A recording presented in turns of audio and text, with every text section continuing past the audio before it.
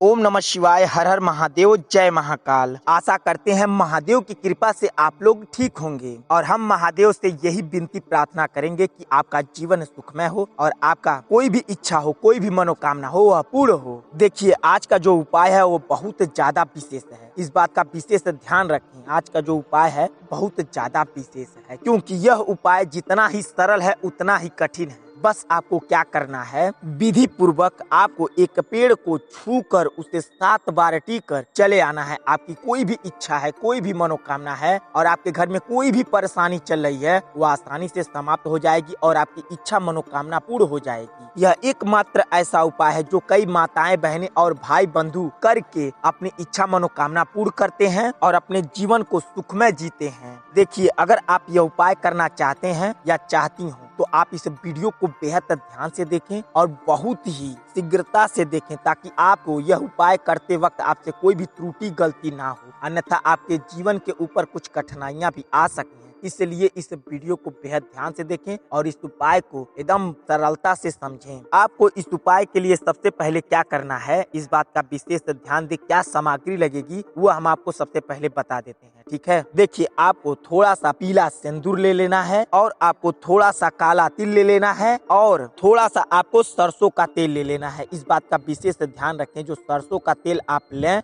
वह साफ सुथरा होना चाहिए। वह सरसों का तेल आप सब्जी बनाने या और किसी अन्य काम में यूज ना किए हो। सरसों का तेल बिल्कुल साफ सुथरा होना चाहिए। इतना सामग्री आप ले लिए। अब आपको अपने घर का थोड़ा सा चावल लेना है। इस बात का बेहद ध्यान रखें, आपको चावल अपने घर का ही लेना है। इस उपाय के लिए इतना सामग्री हो गया। अब आपको एक बात बता देते हैं, इस बात का विशेष ध्यान रखें। अगर आपका राशि वृश्चिक है तो यह उपाय आप शनिवार के दिन ना करें, और आपका कोई अन्य राशि है तो आप किसी भी दिन कर सकते हैं। बस आपको वृश्चिक वाले राशि के व्यक्ति को शनिवार के दिन यह उपाय नहीं करना है, अन्यथा उनको शनि का दोष पड़ सकता है। और आपका अन्य कोई भी राशि है तो आप यह उपाय किसी भी दिन किसी वक्त कर सकते हैं। यह सारा सब कुछ लेकर आप चले जाएं पीपल के पेड़ के पास। इस बात का विशेष ध्यान रखें, पीपल का पेड़ के पास जाना है। अगर आपके घर पीपल का पेड़ ना हो तो बरगद के पेड़ के पास जा सकते हैं, और अगर आपके यहाँ बरगद का पेड़ भी ना हो तो ऐसे पेड़ और ऐसे वृक्ष के पास जाना है जिस वृक्ष का फल कोई इंसान ना खाते हो, उस पेड़ के पास आपको चले जाना है। यह सारा सब कुछ लेकर आप जब पीपल के पेड़ के पास चले जाएं तो आपको उनके जड़ के पास बैठ जाना है। सबसे पहले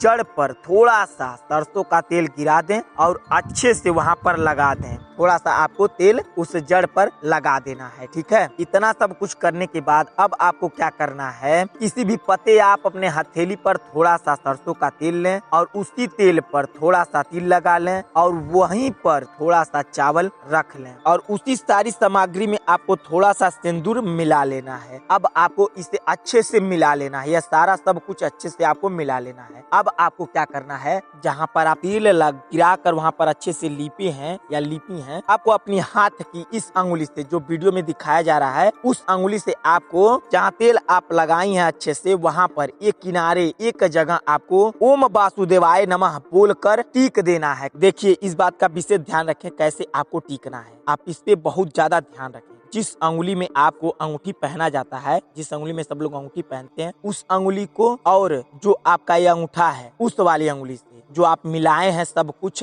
उसी दोनों से पकड़ना है आपको, और जहाँ पर तेल गिरा कर लीपी है थोड़ा सा जड़ के पास, वहाँ पर ओम वासुदेवाय नमः बोलकर रख देना, यानी टीक देना है। ऐसे ही आपको 6 बार टीकना है और 6 बार ओम वासुदेवाय नमः बोलना है। इतना आप कर दी हो या कर दिए हो तो आपको 7वां बार कैसे टीकना है, इस बात का विशेष ध्यान रखें। आपको कैसे टीकना है, ओम वासुदेवाय नमः बोलकर फिर उसके बाद अपना नाम लेकर ओम वासुदेवाय नमः बोलकर खत्म करके 7वां बार टीक देना है। इतना सब कुछ करने के बाद अब आपको अपने दोनों हाथों से उस पेड़ को स्पर्श करके आपकी जो इच्छा है, जो मनोकामना है, कह देनी है। अब वहाँ से आपको उस पेड़ के पास से इच्छा मनोकामना कहकर उनसे हाथ जोड़कर नमन करके आप अपने घर पर चले आए। अब आप इतना सब कुछ करने के बाद अब आपको क्या करना है, इसके बाद भी छोटा सा आपको काम करना है। आपको लेना है 2 दिया, ऐसा दिया लेना है जो कभी यूज ना किया हो और वो मिट्टी का दिया होना चाहिए। आपको ले लेना है 2 दिया और उसमें डालने के लिए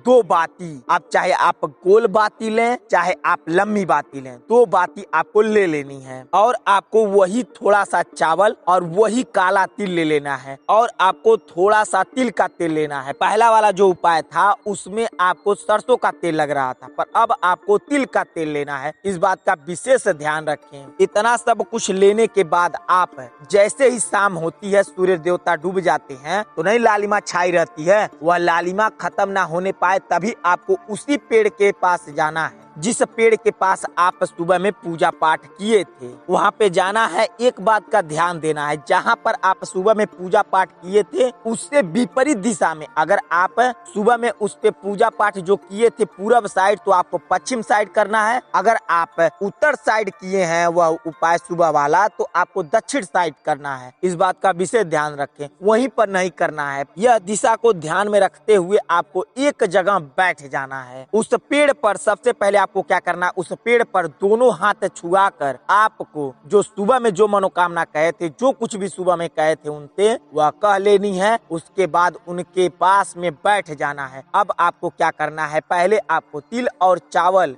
दोनों थोड़ा थोड़ा लेकर मिला लेना है और तिल और चावल को 2 जगह रख देना है। इस बात का विशेष ध्यान रखें, पहले तिल और चावल के मिश्रण को 2 जगह रखना है। अब उसके बाद आपको उसी मिश्रण में से थोड़ा सा तिल और चावल उनके ऊपर, पेड़ महाराज के ऊपर छिड़क देना है। इतना सब कुछ करने के बाद आपको पेड़ महाराज को हाथ जोड़कर मनन कर लेना है और उसके बाद आप जहाँ पर तिल और चावल का मिश्रण आप 2 जगह गिराए हैं, ठीक उसी के ऊपर, इस बात का विशेष ध्यान रखें, ठीक उसी के ऊपर दोनों दिया रखना है। दोनों दिए को रख कर उसमें थोड़ा सा तेल डाल देना है और अच्छे तरीके से बाती को लगा देनी है। चाहे आप गोल बाती लेकर गई हो चाहे आप लंबी बाती लेकर गए हो। अब आपको क्या करना है, जो तिल और चावल का जो मिश्रण है वह थोड़ा सा एक वाले दिए में डाल दें और एक वाले दिए में ना डालें। एक वाला जो दिया है वह साफ सुथरा वैसे ही रहने दे और जिसमें आप तिल और चावल डालेंगे उसका अभी थोड़ा सा छोटा सा और उपाय है, तो उसमें तिल और चावल आप रख देंगे। अब आपको दोनों दीपक को जला लेना है। अब आपको क्या करना है, जिसमें आप तिल और चावल डाले हैं उस दिए को उठाकर अपने हथेली पर लेकर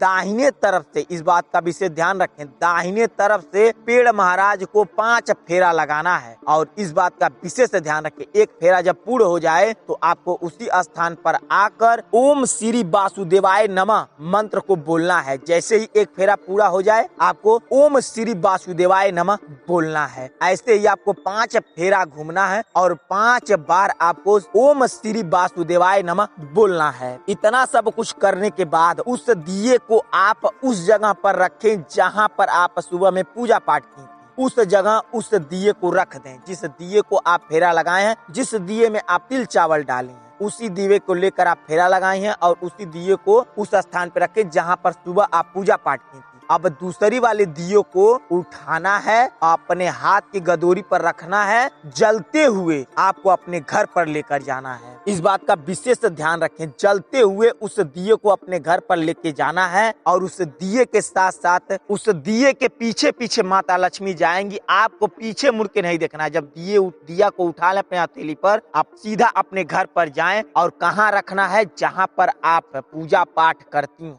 वहां पर, जहां पर साफ सुथरा से जगह हो और पूजा पाठ जहां आप करती हैं वहां पर उस दिए को रख देना है और हाथ जोड़कर आपकी जो इच्छा है, जो मनोकामना है, जो कोई भी काम अटका पड़ा है उस दिए से कह दें और उस दिए का आंच लेकर 11 बार अपने चेहरे पर लगा लें। इतना करने पर आपका यह उपाय पूर्ण होगा और आपकी जो इच्छा है, जो मनोकामना है वह शीघ्र ही पूर्ण होगा और अवश्य ही पूर्ण होगा। आपको एक बार और सावधान कर दें, जिन व्यक्ति का राशि जो है वह वृश्चिक है वह शनिवार को यह उपाय ना करें, अन्यथा उनके ऊपर शनि का प्रकोप आ सकता है। आपको एक बार और बता देते हैं, बस आपको इस बात का ध्यान रखना है। अगर आपका कोई और राशि है तो कोई दिक्कत नहीं है, आप हफ्ता में किसी भी दिन कर सकती हैं और यह उपाय इतना ज्यादा कारगर है कि आपके घर में माता लक्ष्मी का वास हो जाएगा, आपके घर में धन की कमी होगी नहीं। अगर आपको यह उपाय समझ में आ गया हो तो कमेंट बॉक्स में जिन किसी भी भगवान का पूजा पाठ करते हैं उनका नाम कमेंट बॉक्स में जरूर लिख दें। अगर नहीं समझ में आया हो तो कमेंट बॉक्स में पूछ भी सकते हैं कि हमको यहाँ नहीं समझ में आ रहा है, हमको यहाँ पर बता दीजिए, तो हम आपको कमेंट बॉक्स में समझाने और बताने की पूरी कोशिश करेंगे। चलिए मिलते हैं आपसे अगली वीडियो में, तब तक के लिए श्री शिवाय नमस्तुभ्यम, हर हर महादेव।